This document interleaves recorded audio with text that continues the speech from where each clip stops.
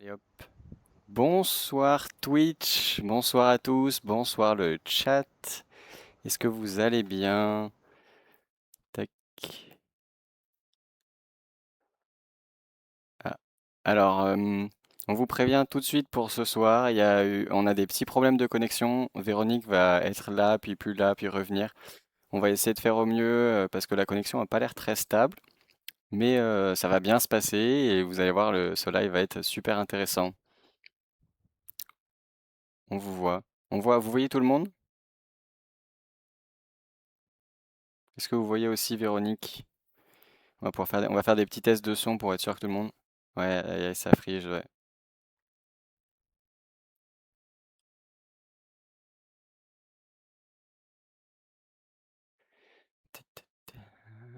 Ouais, ça frige chez Véronique, ouais. J'ai le même problème, je crois qu'elle est bloquée aussi chez moi. Euh, On va attendre qu'elle se reconnecte.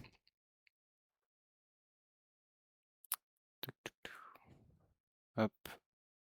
Je vais vous remettre en attente le temps que Véronique arrête de se connecter et puis on se retrouve d'ici 2 petites minutes. À tout de suite. Rebonsoir, c'est bon. Tout le monde est là. Et on va attaquer rapidement pour profiter de tout marche. Comme ça, on va pouvoir faire ce super live. Alors bonsoir à tous, je suis Adrien, je fais partie de la section jeune de la Société française de virologie et aujourd'hui ce soir, donc pour rappeler s'il y a des personnes qui sont nouvelles, on organise cet événement pour faire un petit peu de vulgarisation autour de la virologie et ce soir on accueille Véronique Brault qui est directeur de recherche à l'INRAE à Colmar. Bonsoir Véronique, est-ce que vous allez bien? Bonsoir Adrien et bonsoir à tout le monde. Je vais bien, oui. Est-ce que vous pouvez vous présenter rapidement en 2 petites minutes pour le chat, pour qu'ils sachent un petit peu qui vous êtes et sur quoi vous travaillez? Mais comme tu l'as dit Adrien, je suis chercheuse, hein, enfin chercheur, directrice de recherche à l'INRAE, donc l'Institut national de recherche en agronomie, en agriculture, en alimentation et en environnement. Et je suis basée à Colmar. Voilà. Et je suis virologue en fait, et je travaille sur des virus de plantes qui sont transportés par des pucerons, et c'est ce dont je vais vous parler ce soir. Super, alors on va passer tout de suite à ce que vous puissiez voir la présentation. Donc hop, tac, normalement le chat est sur Twitch, vous voyez la présentation avec cette magnifique slide d'introduction. Tac, tac, tac, c'est bon, j'ai l'impression qu'on est bon, on voit tout. Et super, et ben on va pouvoir commencer. Alors ce soir, comme Véronique vous l'avez dit, on va parler de virus, bien sûr, mais on va aussi parler de plantes et de pucerons. Et la première question qui me semble un petit peu évidente pour aborder ce sujet, c'est est-ce que les plantes peuvent déjà être infectées par des virus? Alors oui, donc aussi surprenant que ça puisse être, les plantes peuvent attraper le rhume comme les humains. Elles peuvent être aussi infectées par des bactéries, des champignons. Euh, mais naturellement, et ça vous en rendez bien compte, les symptômes des plantes qui sont infectées par des virus, c'est pas comme chez nous, c'est pas des éternuements, de la toux. Il y a des symptômes caractéristiques des plantes qui sont infectées par des virus, comme on peut le voir là. Donc on voit que soit l'infection virale va provoquer des symptômes forts sur la plante. On voit une laitue, là, toute jaune. On voit un chou aussi qui a des taches un petit peu brunâtres. Donc, ça affecte la plante. Mais ça peut affecter aussi soit les tubercules, comme on voit sur les pommes de terre, c'est nécrose, un peu marron, ou les fruits, comme le concombre, la pêche sur la papaye, ouais, la pauvre papaye, la tomate. Donc voilà, ce sont des manifestations des infections virales qui varient, qui sont vraiment différentes de celles qu'on connaît, nous, chez les humains. Mais alors, comment est-ce qu'une plante peut se retrouver à être infectée par un virus? Alors, en fait, là, il y a une grosse différence entre les virus humains et les virus de plantes. C'est que les virus humains se propagent entre les humains via leur hôte via l'humain. C'est-à-dire que l'humain va bouger, il va éternuer, il va tousser, et de cette façon, le virus passe d'un humain à un autre. Et on comprend bien que chez les plantes, ça ne peut pas se passer comme ça parce que les plantes sont immobiles. Donc, les virus de plantes ont trouvé une autre stratégie qui est d'utiliser un vecteur qui, lui, va être mobile. Donc, la plante étant immobile, le virus va se servir d'un transporteur pour passer d'une plante qui est malade vers une plante qui n'est pas malade.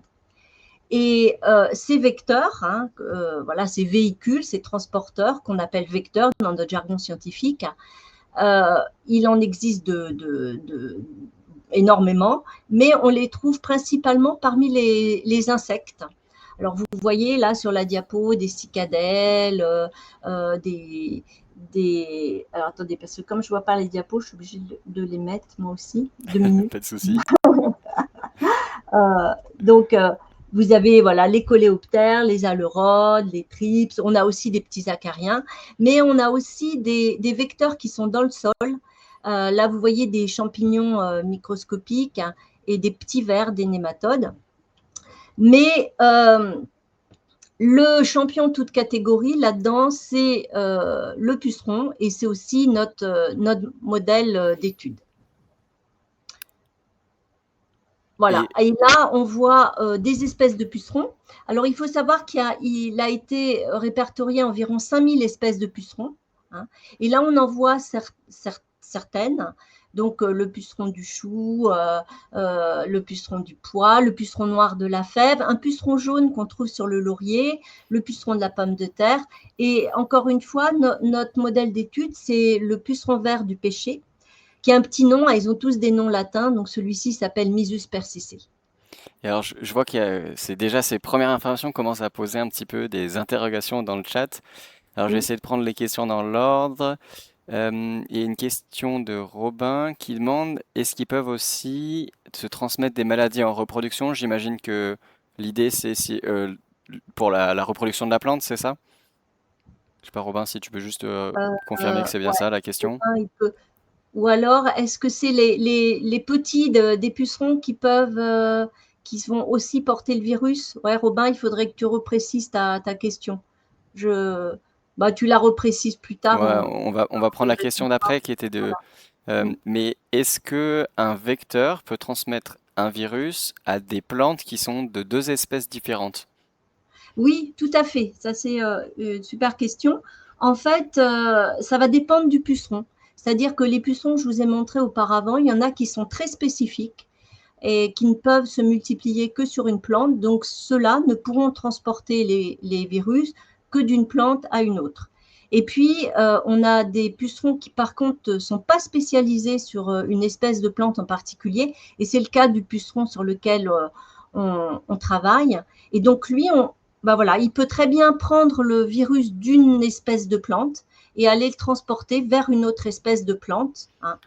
Et naturellement, donc il faut que le puceron puisse se nourrir sur les deux espèces de plantes, mais il faut aussi, on comprend bien, que le virus puisse se multiplier dans les deux espèces de plantes. Sinon, il ne peut pas y avoir de transmission. Ouais, effectivement. Et j'imagine que certains virus sont capables de le faire et certains virus sont pas forcément capables de le faire, c'est ça? C'est ça, c'est ça. Il faut que ce soit hôte à la fois du puceron et du virus. Une certaine complémentarité et un matchmaking, quoi. C'est ça, exactement. Et l'autre question qu'il y avait, c'est est-ce que le véhicule est lui aussi malade? Oui, alors ça, c'est aussi des questions qu'on se pose souvent. C'est quel est l'effet de ce virus de plante, qui n'est pas un virus de puceron, sur le puceron lui-même? Eh bien, il peut y en avoir, en fait. Assez surprenant que ça puisse paraître. Le fait que le puceron porte le virus, ça peut lui conférer des avantages, certains avantages au niveau de sa survie, au niveau de sa reproduction. Ça peut changer son comportement alimentaire. Voilà. Donc, il n'est pas malade. Ça ne le rend pas malade parce qu'on comprend bien que s'il rendait malade son vecteur, ça ne serait pas très bénéfique pour lui. Hein. Lui, il a tout intérêt à ce que le vecteur il soit en pleine forme et qu'il puisse aller le transporter vers d'autres plantes. Mais ça peut arriver que ça modifie le vecteur. Ouais, super. Bah, puisqu'on est sur cette thématique des vecteurs, est-ce que vous pouvez nous parler un petit peu plus, nous expliquer un peu comment marche ce cycle entre la plante et le vecteur? Ouais, alors, donc, voilà, comment ça va se passer? Alors, tout se passe, l'étape qui est vraiment super importante dans la transmission, c'est l'étape d'alimentation du puceron. Donc, c'est au cours de l'alimentation du puceron qu'il va aspirer, qu'il va acquérir les virus d'une plante infectée. Donc, comme on le voit là sur la diapo, sur la présentation, on voit un puceron en coupe, hein, qui insère ses stylets. Le stylet, c'est l'appareil buccal, c'est comme une seringue qu'il a au bout de la tête. Donc, il insère ses stylets dans le tissu végétal jusqu'à trouver la sève, enfin les vaisseaux vasculaires où circule la sève, c'est là où il trouve ses nutriments. Et là, il va aspirer. Et en aspirant les nutriments, il va aspirer aussi les particules virales qui vont cheminer dans le corps du puceron. Alors, vous voyez ces tubes un peu jaunâtres là qu'il y a dans le corps du puceron. Et les particules virales vont pénétrer dans le corps du puceron et aller se stocker au niveau des glandes salivaires accessoires. Vous voyez dans la tête des petites boules, ça représente les glandes salivaires. Donc là, le puceron, enfin le virus va se stocker ici au niveau des glandes salivaires. Alors naturellement, un puceron qui reste sur une plante infectée, il n'y a pas de transmission. Il faut qu'à un moment donné, ce puceron qui est chargé de virus quitte la plante et aille vers une plante qui n'est pas infectée. Donc c'est ce qui se passe après sur la diapo suivante. Là, on voit le puceron part de la plante infectée, il est chargé en virus, il arrive sur la plante saine, il se nourrit à nouveau, et là, les particules virales, les virus qui sont stockés dans ces glandes salivaires vont être recrachés avec la salive. Parce qu'un puceron, c'est comme un humain, quand ça mange, ça salive. Donc, pendant qu'il va se nourrir, il va saliver et là, il va recracher des particules virales dans la plante et ça va réinitier une nouvelle infection. Ok, super. J'ai pas l'impression qu'il y ait de... Alors, hop, on va se reconnecter au chat. J'ai pas l'impression qu'il y ait d'autres questions par rapport à ça. En fait, le chat a disparu, donc je ne vois plus. Ouais, ouais, mais là, normalement, non, ça devrait être bon. Est-ce que les gens peuvent parler dans le chat? Oui, c'est bon. Ouais, oui, ça a l'air d'être tout bon, Ah ben super. voilà. Voilà. Parfait. Et est-ce qu'il y avait des questions sur cette partie par rapport au vecteur? Est-ce que ça vous a donné des petites interrogations?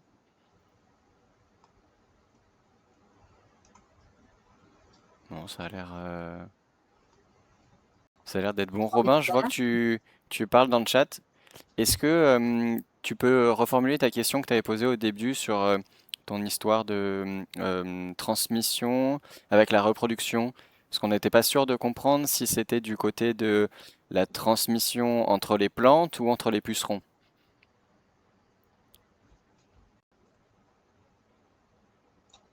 Alors, moi, je peux peut-être répondre les Oui, deux. oui, oui. Ah bah, comme Il y, ça, il y aura au moins une réponse.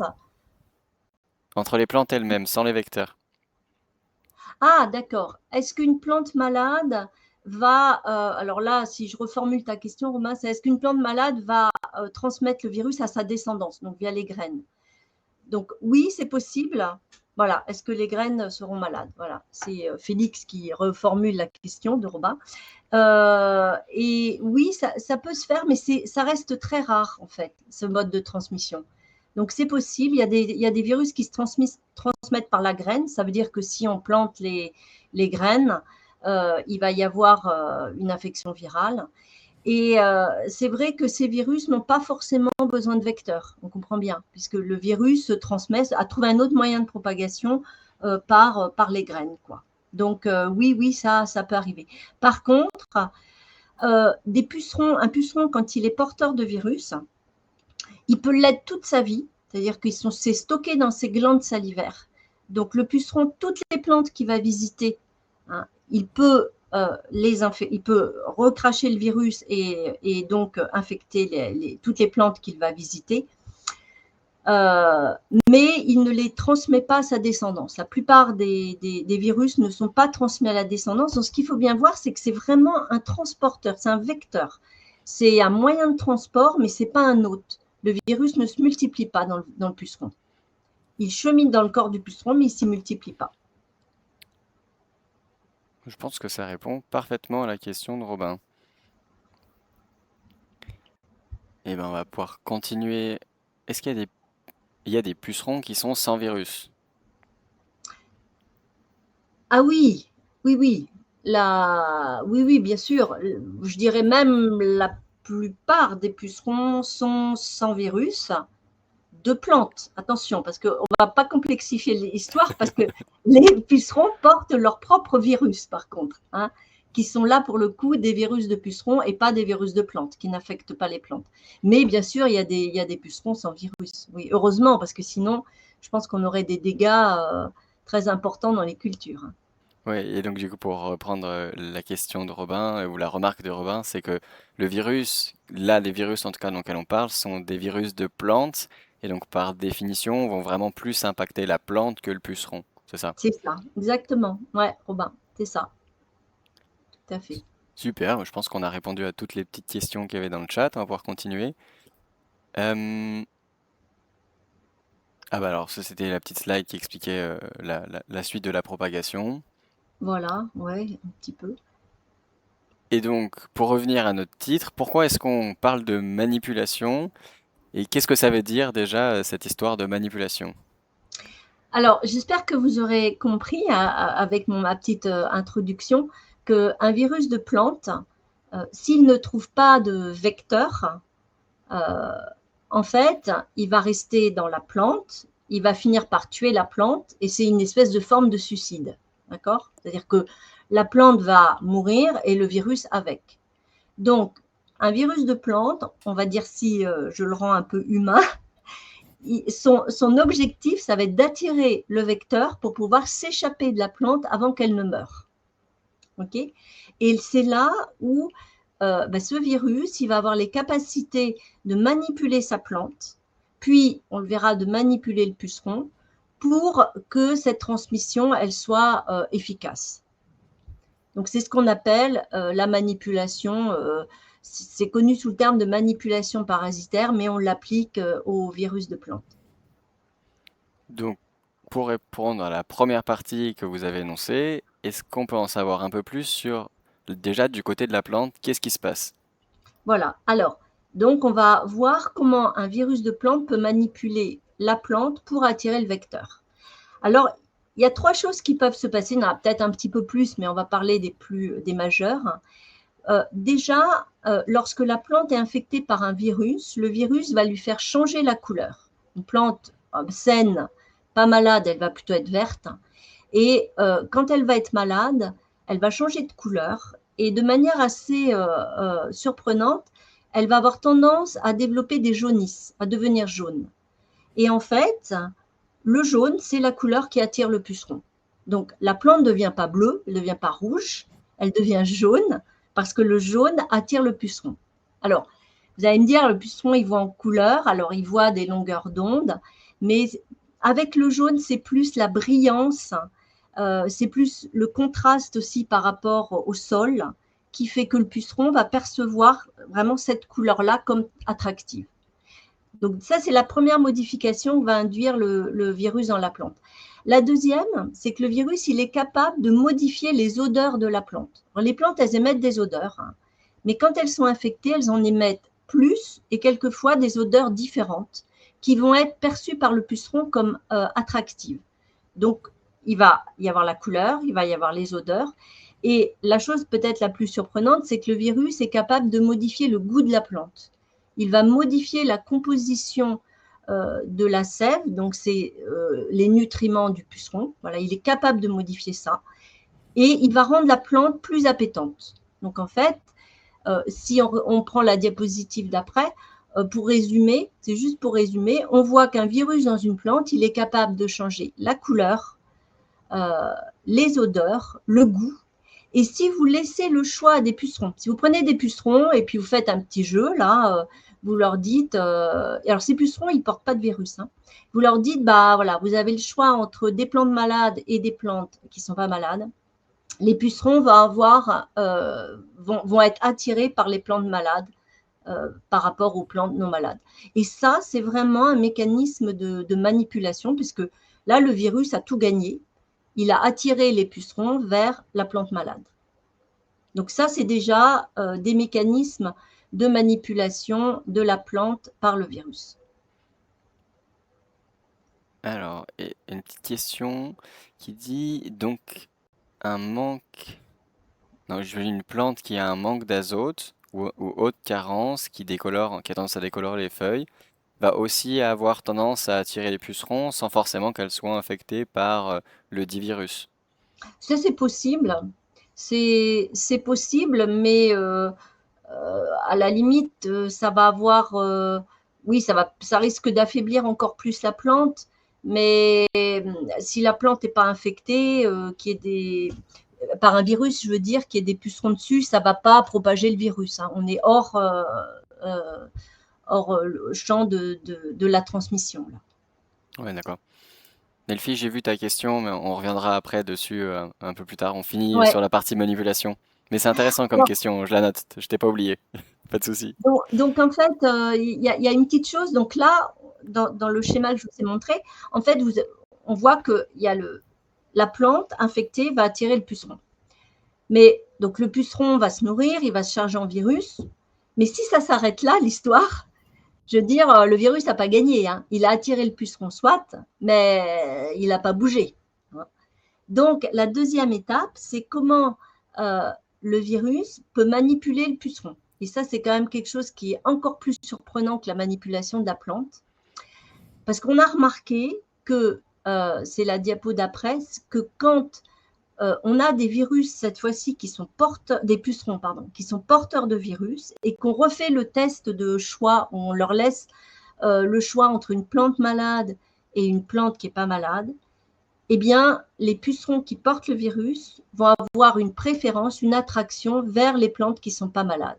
Et ça, c'est quand même un mécanisme assez fou, quoi, puisque le puceron sans virus est attiré par la plante malade, mais une fois qu'il s'est chargé, c'est comme si le virus prenait le contrôle du puceron, qu'il télécommandait là, et qu'il l'envoie vers une plante saine.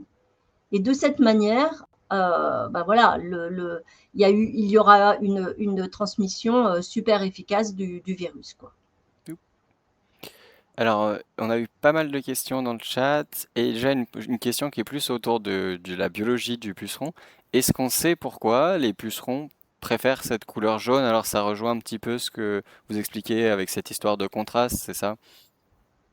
Oui, c'est des histoires de contraste, de stimulation des récepteurs visuels, quoi, hein. Et en fait, il y a des études même marrantes, hein, où on peut mettre des pucerons sur une feuille en mettant des carrés jaunes et des carrés blancs et des carrés bleus et des carrés, voilà. Et je sais que j'ai vu ça lors d'un congrès. Il y a des étudiants qui ne savent pas quoi faire, qui se sont amusés à faire ça. Et en fait, le puceron, il va sur le carré jaune et en plus, il essaie de piquer, quoi. Il se dit, ça doit être bon à manger, quoi. Donc, c'est une histoire de perception. Alors, il y a le jaune et il y a le vert aussi, un peu, hein. Oui, Mais j'imagine. c'est des couleurs qui sont ouais, attractives pour les pucerons. Alors du coup, Delphi avait deux questions. Une question plus en lien avec cette histoire de couleur encore. Est-ce qu'il y a des virus qui rendent des plantes jaunes et d'autres virus qui entraînent des fois d'autres couleurs ou c'est plutôt majoritairement vers le jaune? Ça, c'est un peu difficile. Les symptômes dus à des virus, il y en a énormément. Donc, il n'y a pas que ça non plus, hein. Il faut dire ce qui est. Mais donc, je ne pourrais pas donner une proportion, combien il y en a qui donnent des jaunisses et combien d'autres. Non, tous les virus ne donnent pas des jaunisses. Et comme le précisait tout à l'heure Féfé le fait, il y a des carences nutritives, hein, qui peuvent aussi entraîner des jaunisses. Donc, c'est pas parce que, n'allez pas dire dans les champs, il y a des plantes jaunes, il y a plein de virus. Non, il peut y avoir d'autres causes pour ces jaunissements que que des infections virales. Oui, de la même manière que des virus chez les humains vont provoquer des symptômes qui sont différents, C'est et ça. de la même manière que certains symptômes vont se ressembler mais ne sont pas causés par les mêmes virus ou par les mêmes maladies. C'est ça, tout à fait. Et là, il faut vraiment faire appel à des pathologistes, chose que je ne suis pas, pour vraiment reconnaître les symptômes viraux d'autres déficits en nutriments et choses comme ça. Donc, ouais, pareil. Et puis, chez les plantes aussi, ce qui est super important, c'est le moment où la plante va être infectée. On sait que les symptômes vont être beaucoup plus forts si la plante est infectée jeune, par exemple. Hein. Et les plantes, il y a un mécanisme assez particulier qui n'est pas connu, qu'on n'arrive pas à décortiquer, qui s'appelle la résistance des plantes matures, c'est-à-dire que plus la plante est âgée, plus elle développe une résistance.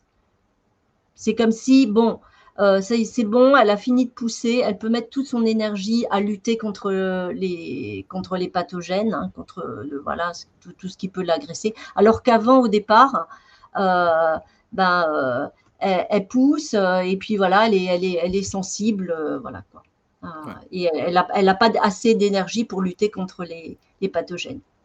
Encore des zones d'ombre et des thématiques de recherche à explorer. Oui, voilà. Ouais. Je, je vois une autre question qui était un peu plus ancienne de Nelphi, mais qui est à mon avis assez intéressante. Mm. C'était, est-ce que c'est possible qu'un virus de puceron Mm. mute pour finalement réussir à infecter une plante? Ouais. Ah, ça, c'est une super question. Alors, je pense que, on va dire que c'est. Alors, il y a plusieurs choses. Je pense que ça existe. Enfin, ça existe, ça a peut-être existé. Je ne sais pas comment ça s'est fait. Mais ce qu'il faut savoir, c'est que c'est très, très rare. Mais il y a quand même des virus de plantes qui se multiplient dans les vecteurs. Et en l'occurrence, même dans les pucerons. Donc, c'est des virus. Alors, c'est marrant parce que c'est des virus, c'est des rhabdovirus. Donc, c'est aussi des virus qui sont proches du virus de la rage. Donc, on va dire que c'est des virus qui, à la fois, existeraient chez les humains, chez les insectes et chez les plantes. Donc, là, on voit que c'est très rare, hein, par contre. Hein. C'est presque l'exception. Hein. Donc, voilà. Donc, on voit qu'on peut avoir des virus qui se multiplient dans les deux autres.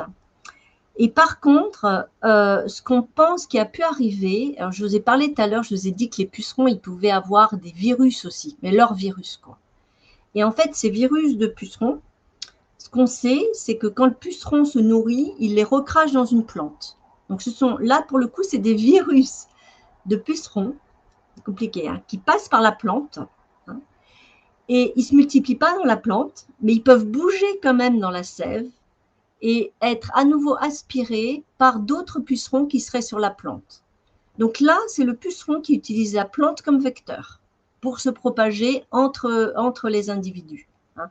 Et là, ce qu'on se dit, c'est que ce virus de puceron, il n'arrive pas à se multiplier dans la plante.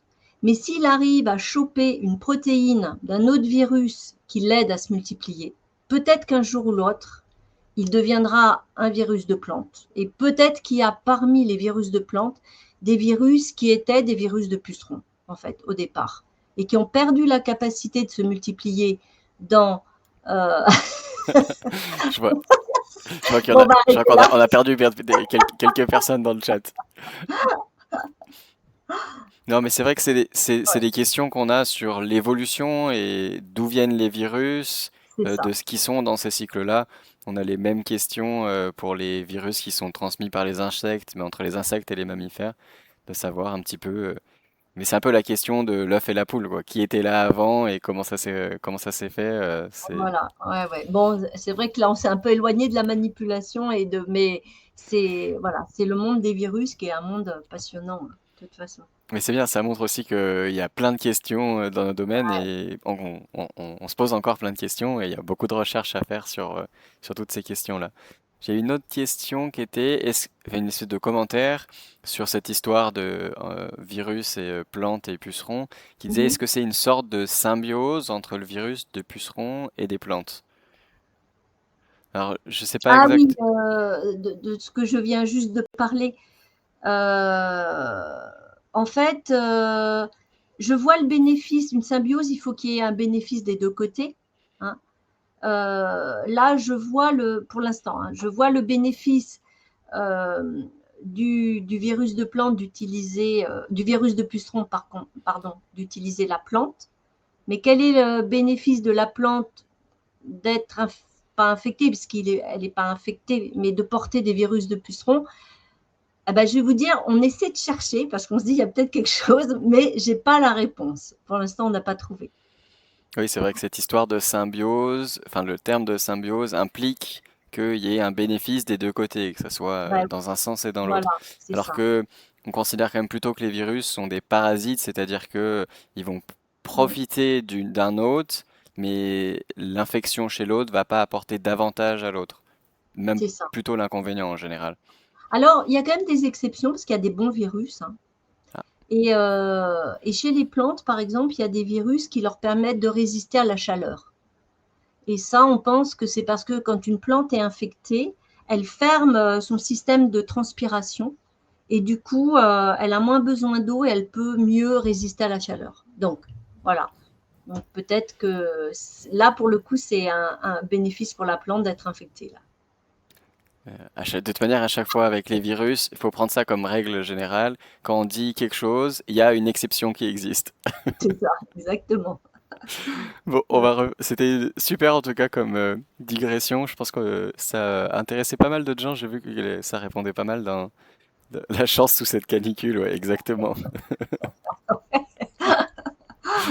On va reprendre un petit peu le fil aussi de la présentation. La question d'après était quel est un petit peu, parce qu'on a vu les symptômes au début de la présentation, mais donc quel est l'impact un petit peu de ces virus de plantes sur la société, on va dire, de manière générale, et pourquoi on s'intéresse aussi à ces virus-là? Alors, donc en fait, je dirais que l'impact, si on peut résumer, est double. Le premier, c'est un impact économique, hein, mais ça, c'est assez facile à comprendre. On a vu les symptômes tout à l'heure. On voit bien que si on a des plantes qui sont infectées, elles sont plus petites, elles poussent moins bien, on a des baisses de rendement, les fruits ne sont pas commercialisables, donc naturellement, on a des pertes de profit. Ça, donc c'est le côté économique, ça. D'accord? Mais ça, c'est assez simple. Le deuxième, c'est plutôt écologique. Parce que pour lutter contre ces maladies transmises par des vecteurs, on utilise des insecticides. Et que les insecticides, bah, on sait que ça peut avoir des impacts sur les insectes bénéfiques, hein, comme les abeilles, hein, les pollinisateurs. Ça peut aussi entraîner des pollutions des sols et des eaux. Et bah, vous savez aussi que ça peut avoir un impact sur la santé humaine. Donc, je dirais, voilà, deux impacts, un économique et l'autre plutôt écologique.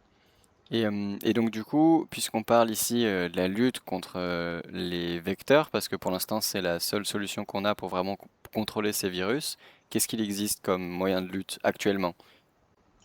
Alors, il y a cette diapo-là, c'est pas la lutte contre les vecteurs, c'est l'autre d'après, mais c'est Ah pas pardon. grave. Là, c'est déjà comment on lutte contre ces maladies virales transmises par des vecteurs. Alors, ce qu'il faut bien voir, c'est qu'on n'a pas de moyen de lutte curatif. C'est-à-dire que quand il y a un virus qui est dans une plante, on ne peut pas l'éliminer, hein, il reste là. D'accord? Par contre, ce qu'on peut faire, c'est on peut arracher la plante. On peut arracher la plante parce que ça va éviter sa propagation après du virus. C'est-à-dire qu'on élimine vraiment la source du virus, hein, et comme ça, on évite que la maladie se propage au champ.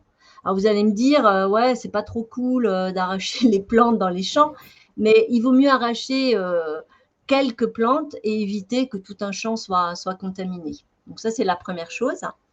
La deuxième, et je vous en ai déjà parlé, on peut lutter contre les vecteurs, hein, et c'est ce qui est le plus souvent réalisé.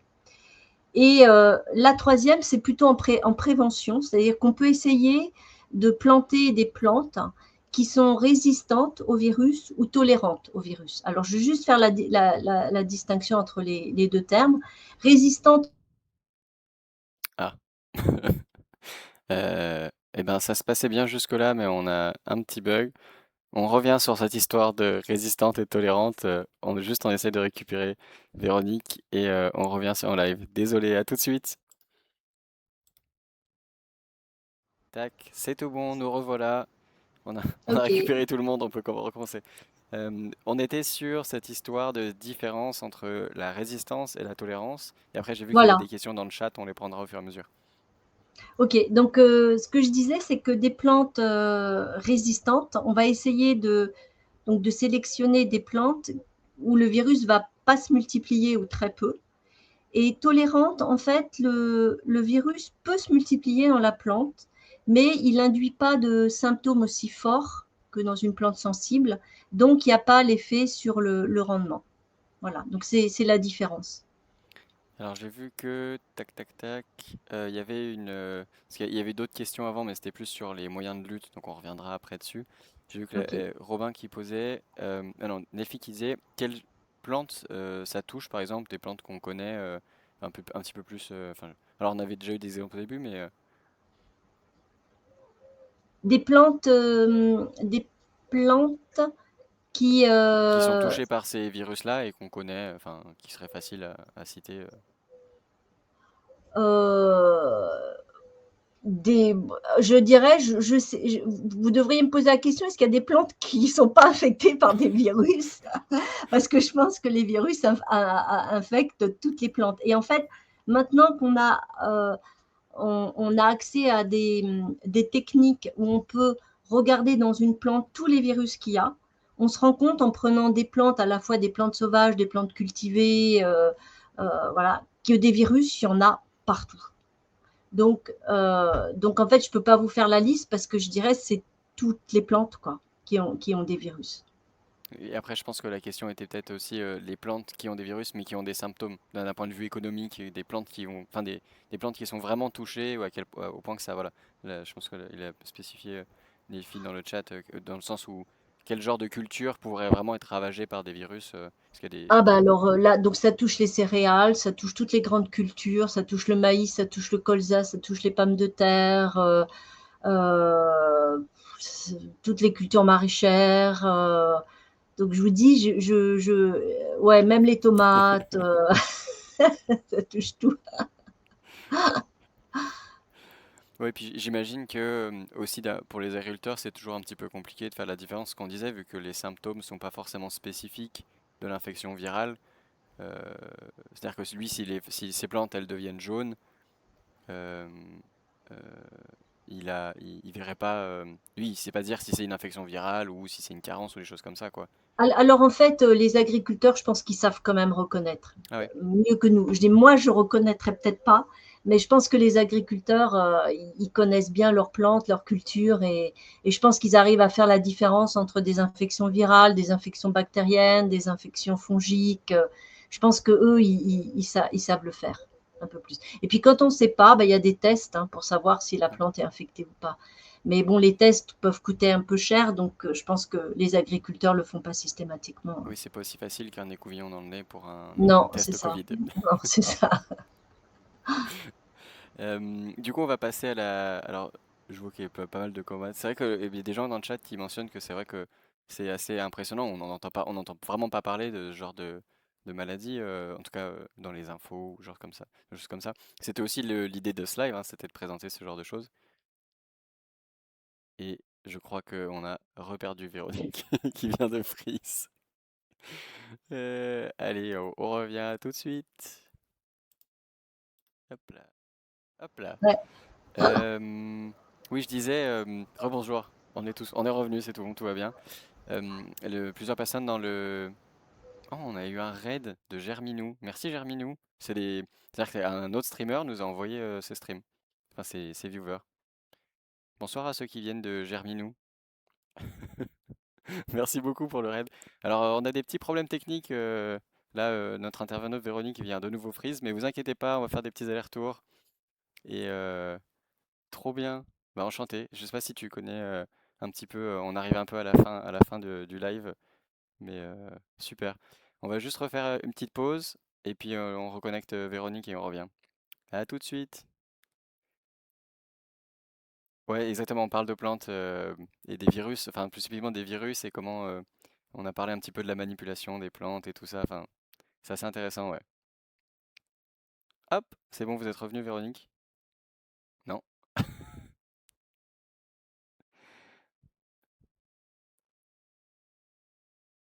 Tac. Non, ça a fait ça un peu toute la soirée, vous inquiétez pas, on va s'en sortir. Mais en attendant, je vais en profiter pour parler avec le chat. Euh, et Non, toujours pas. Ça va bien se passer. Et Germinou, juste pour savoir, tu fais des lives du coup sur les plantes, c'est ça? Je te prends à part, désolé, hein, mais j'en profite.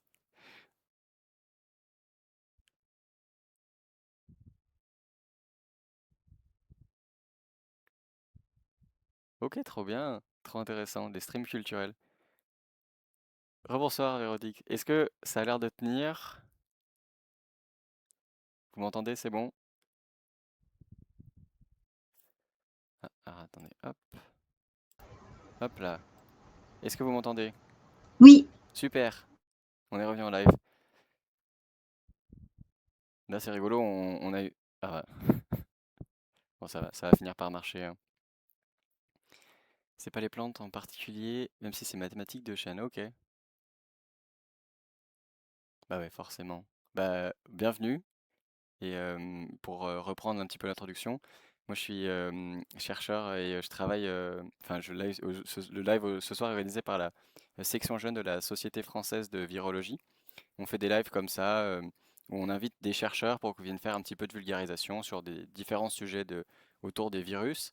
Et du coup ce soir on avait Véronique Brault qui est directeur de recherche à l'INRAE à Colmar et qui travaille sur les virus de plantes et notamment sur les virus qui sont transmis par les pucerons et comment les virus de plantes arrivent à manipuler un petit peu l'hôte plante et manipuler aussi l'hôte puceron pour réussir à faire ce cycle complet.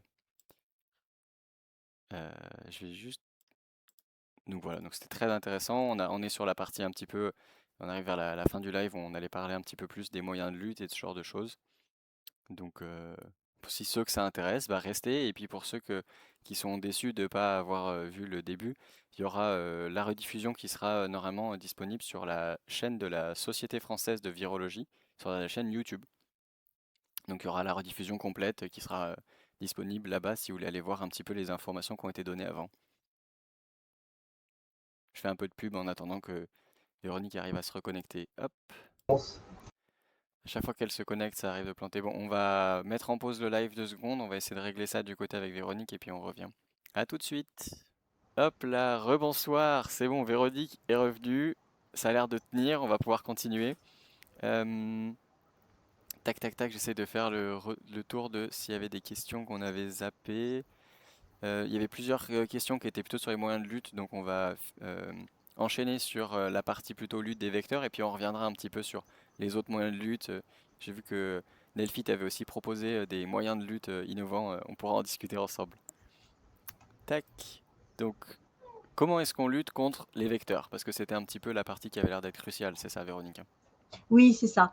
Donc, en fait, pour lutter contre les vecteurs, on en a parlé déjà au début.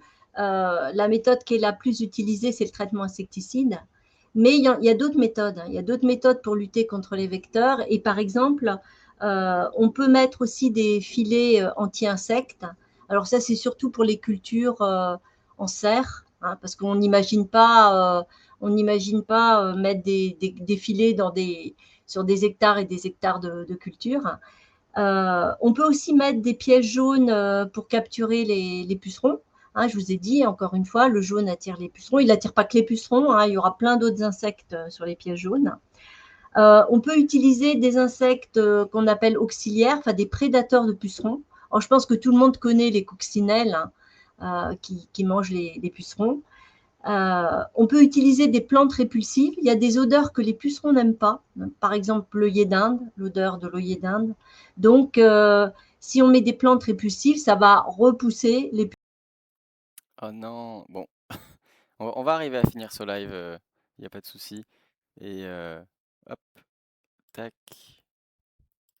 Allez, on revient. On va s'en sortir, on va s'en sortir. Une slide par une slide. À tout de suite. Hop là, ça, pardon, hop, ça avait coupé sur Là, les il est odeurs. coupé sur les odeurs, les plantes qui sont répulsives, hein, qui vont repousser les pucerons. Alors, il faut bien les positionner parce que ça peut repousser les pucerons sur le champ du voisin, mais bon.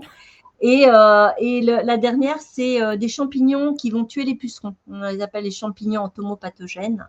Donc, on voit qu'il n'y a pas que la lutte par des traitements insecticides qui peut être efficace pour lutter contre les pucerons.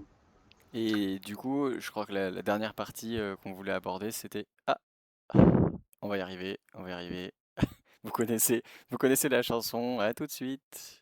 Là. Donc, juste pour finir, peut-être pour boucler, donc nous, je vous l'ai dit au début, on étudie la manipulation des plantes et des pucerons par les virus. Et donc l'idée, euh, nous, ça serait d'utiliser les connaissances qu'on va acquérir sur ces mécanismes pour essayer de sélectionner des plantes qui, une fois infectées, repousserait, ne serait pas aussi attirante par les pucerons que théoriquement quand une plante est infectée. Hein. Et si on ne peut pas sélectionner ces plantes et si on connaît très bien les mécanismes, on pourrait aussi envisager pulvériser des produits qui vont aller perturber les plantes. On va y arriver, on va y arriver. Allez. Hop.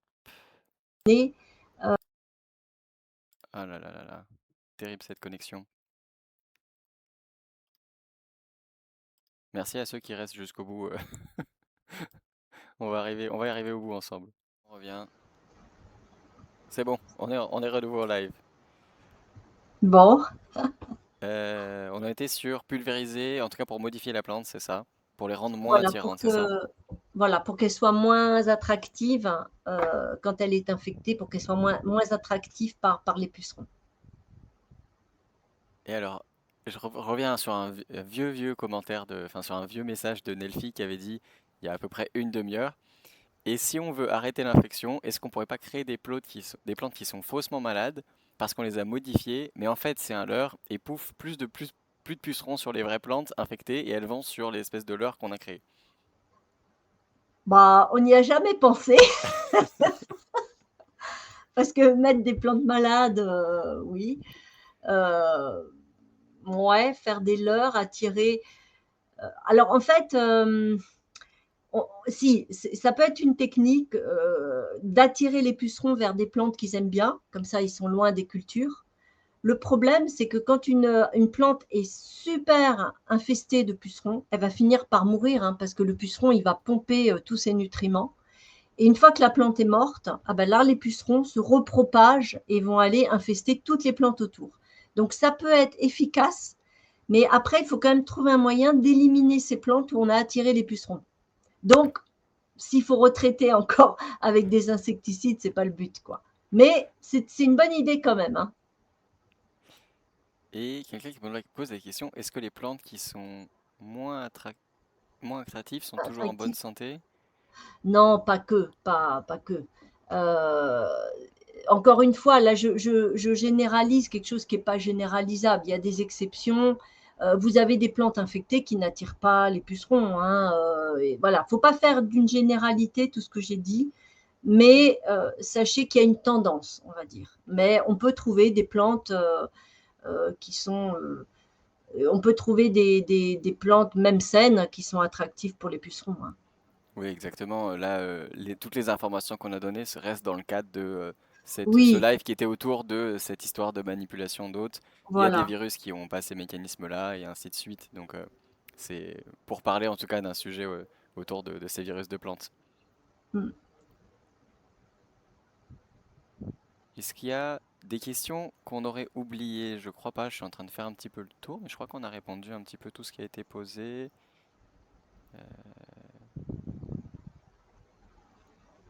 Trop intéressant. Ouais, j'espère que pour tout le monde ça a été bien et que les coupures techniques vous ont pas trop coupé dans les explications.